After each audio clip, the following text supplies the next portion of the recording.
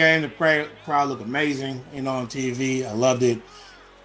It didn't produce a win. And, today actually when they came out and they interviewed John Gruden, and this was the worst thing that I took from this.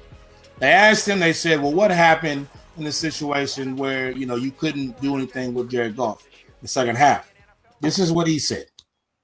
He said, we didn't get any pressure on Jared Goff, and we could not stop the run with Todd Gurley. Now, what upset me and what should upset all Raiders fans is that you had the best pass rusher in the game. Last week, you had one of the best run stoppers in the game. Last week. But you didn't want him for some weird reason because you didn't want to pay him. Well, this is the problem when you don't pay people what they're worth. They do things like that. When you don't pay for a pass rusher, you cannot stop the pass. When you don't pay for a run stopper, you can't stop the run. I don't know what the logic is in Oakland. I don't understand what you want out of this. People that are good cost money. Simple as that. If you don't have the money, you need to get the money. This is how this works. When Aaron Rodgers wanted money, they went and got the money. When Tom Brady needs money, they go get the money. Khalil Mack deserved his money. Why is it that Chicago found money and you couldn't? Those are the things. Don't come on to a press conference and say we couldn't stop the run or we had no pass rush when you had that last week. Because now I'm looking at you as saying, okay, so am I going to have to deal with you just letting quarterbacks throw the ball wherever they want to? Am I going to have to deal with you letting running backs go down the middle all the time? If that's the case, now you have to answer to me why you didn't want Khalil Mack really. Because that's what he does. He does those two things to perfection. So obviously, this, and I knew this would come out too, but there were a few stories out that say that Khalil Mack was the one who didn't want to be in Oakland anymore. No. That Khalil Mack was the one who was unreachable, who did not want to be available for phone calls, who was hanging out outside of the state, other places, nowhere even near Oakland is what some of these reports are coming out saying, that Khalil Mack didn't want to be in Oakland. And so he did everything that he could to make it hard on the Raiders to even sign him.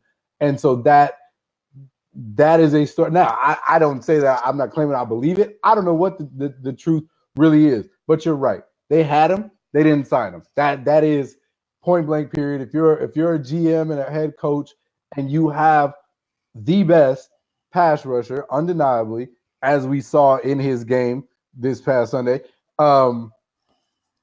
undeniably one of the best pass rushers in the game on your roster, you do everything that you can do to sign him. There's no excuse for that. There's no excuse for it. It's not. You're right. And this is the thing. You had him under contract. Nobody said you had to trade him. Right. It was you didn't have to. You could have let him sit at home and lose money. If anything else, he would have eventually reported. He wants his money. He wants to play football because the longer he sits out, just like Le'Veon, the longer he sits out, the less action he has to show later. Khalil Mack was under contract. When you are under contract, you can't go to another team. He couldn't just go to Chicago if he didn't want to be there. Right. You can't just go wherever you want to go. You're under contract. If nothing else, make him sit at home and don't let anybody else have him. Don't let anybody else benefit from it. I don't get that. If it was me and you don't want to come and participate with my team, fine. Keep losing money.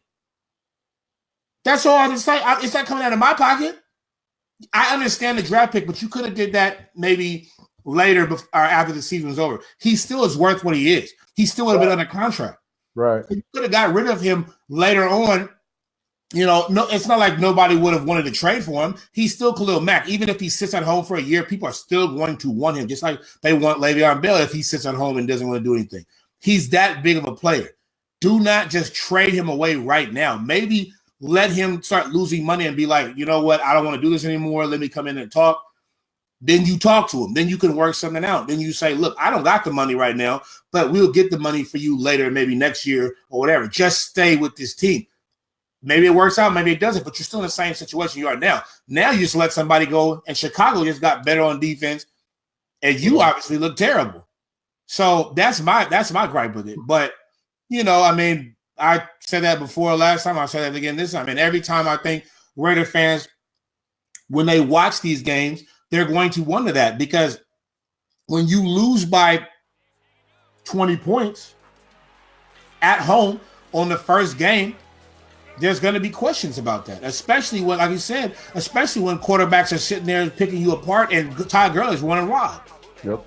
You know, so that's the situation in that, and that's where, like, I mean, that ended my whole football week, and you know,